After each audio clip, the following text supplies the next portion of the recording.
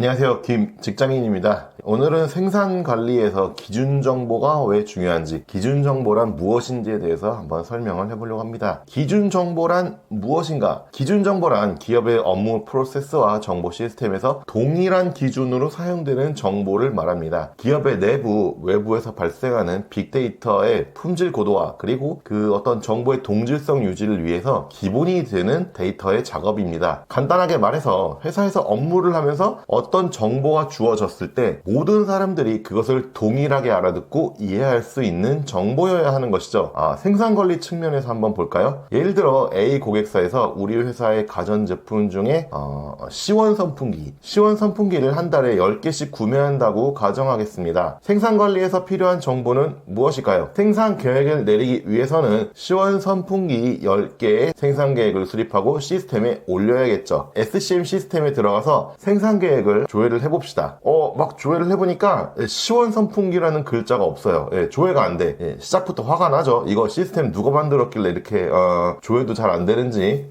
근데 대부분 회사 시스템이 이렇습니다. 보안의 문제도 있기 때문이기도 하지만 시원선풍기라고 검색해서 뭔가 확 나오기에는 좀 어려운 상황입니다. 대부분의 회사 시스템이 이렇다는 걸 알아두시고요. 네이버 검색에 감사하세요. 이미 시스템이 현업의 업무를 반영하지 않고 있는 거기도 하겠죠. 시원선풍기라고 검색을 많이 할 텐데 그럼 어떻게 해야 돼요? 매뉴얼이로 봐야 되나요? 검색할 때마다 영업부서에 찾아가서 어떻게 검색해야 되는지 물어봐야 되나요? 대부분의 회사는 그렇게 호락호락하지 않습니다. 매뉴얼 같은 거는 5년 전에 퇴사한 이 대리가 만든 워드 파일이 최신 문서입니다. 그마저도 디지털 풍화가 일어나서 어떤 말을 하고 있는지 알아보기도 힘들어요. 매뉴얼에 CD로 무언가를 설치하라는 말이 있을 수도 있어요.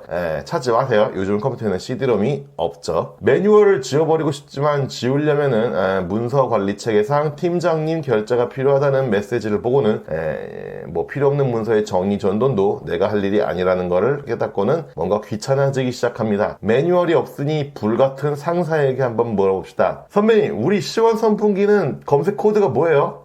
시원선풍기는 시원팬입니다. 찾아보니 있네요. 시원팬 누가 만들었는지 참 그지 같지만 상사가 불같지 않은 편이라 바로 알려줬어요. 다음 주에 10개를 생산해야 하기 때문에 생산계획에 시원팬의 차주 생산계획 10이라고 입력을 합니다. 하지만 선풍기 10개의 생산계획을 내렸다는 보고서에는 시원팬이라고는 쓸 수 없겠죠. 이거 팀장님도 못 알아듣는 용어일 수도 있어요. 때문에 다시 시원선풍기라는 이름을 쓰고 둘이 같다는 내용, 시원선풍기는 시원팬입니다 라는 주석을 달아준 소중한 엑셀 파일을 만들어줍니다. 영업을 한번 볼까요? 영업에서는 지난주 수주해온 시원선풍기 10대에 대해 생산관리에서 내린 RTF를 확인하고 싶습니다. 그래서 시원팬으로 코드가 되어 있으면 원가나 판가 관리에 어려움이 있기 때문에 지난번에 시스템 부서에서 만들어준 A 고객사 대응은 A 밑줄 S 밑줄 팬, B 고객사 대응은 B 밑줄 S 밑줄 F로 구분을 해놨습니다.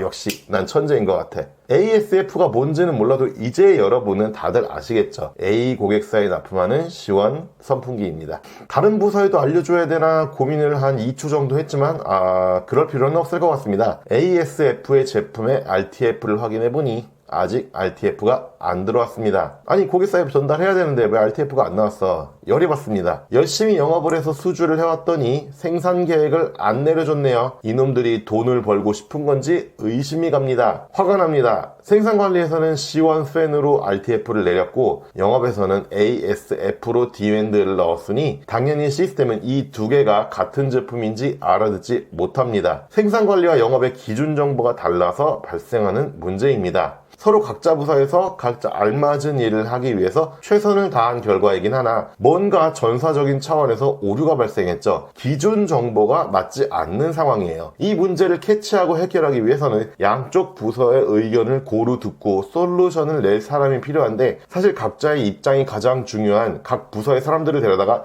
이야기를 듣고 개선점을 찾는다는 것이 여간 쉬운 일이 아니에요. 이러한 문제는 이후에 빅데이터 활용에도 영향을 미칩니다. 빅데이터를 이용해서 상황에서 분석이나 개선점을 찾아내야 되는데 선풍기 제품 하나만 봐도 아이템 코드가 이리저리 나눠져 있죠. 이런 상태에서 만들어진 빅데이터는 신뢰성도 떨어질 뿐더러 활용하는 작업 자체가 고역이 됩니다. C1이니 ASF니 하는 아이템 코드만 맞추다가 시간이 다 가겠죠. 이 상황에서는 문제가 이거 하나라고 단정하기도 어려워집니다. 그럼 분석 후 개선 방향을 내놓는 게 아니고 데이터 정확성 검증이라든지 하는 다른 곳에 시간을 써야 하는 상황이 생기겠죠. 이 문제는 다방면으로 문제를 발생시킵니다. 우리 회사의 업무 자동화에도 영향을 미쳐요.